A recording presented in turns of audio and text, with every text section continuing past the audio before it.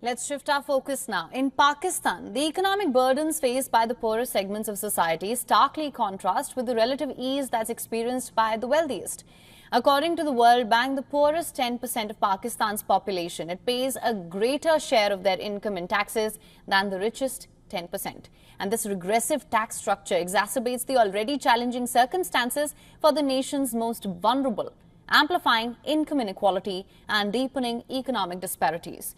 Now, the evolution of government transitioning from its medieval mafia-like character to institutions embodying modern legal frameworks, it's often touted as a hallmark of progress and freedom.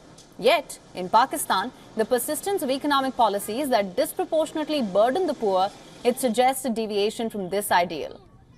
Economists frequently model government as a mechanism of theft and income redistribution, which in Pakistan's case appears to penalize the economically disadvantaged while favoring the affluent. Renowned economist Thomas Piketty, in his seminal work Capital in the 21st Century, argues that when the rate of return on capital exceeds the rate of growth of output and income, economies inherently generate arbitrary and unsustainable inequalities. These inequalities undermine the meritocratic values fundamental to democratic societies. In Pakistan, the regressive tax burden on the poorest exacerbates these inequalities, undermining social cohesion. For the common man in Pakistan, these economic policies translate into a daily struggle for survival. The high tax burden on their limited incomes, it reduces their capacity to invest in education, health, and other essential services, perpetuating a cycle of poverty.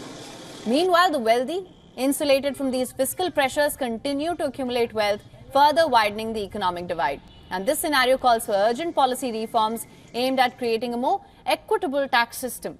Progressive taxation, where the wealthy contribute a fairer share, could alleviate the disproportionate burden on the poor. Moreover, strengthening social safety nets and investing in public services that can empower the economically disadvantaged, fostering a more inclusive and just society. The plight of the common man in Pakistan, it highlights the critical need for economic justice and systemic reform. Addressing these issues is not only a moral imperative, but also essential for sustainable economic growth and social stability. For latest news, download the WION app and subscribe to our YouTube channel.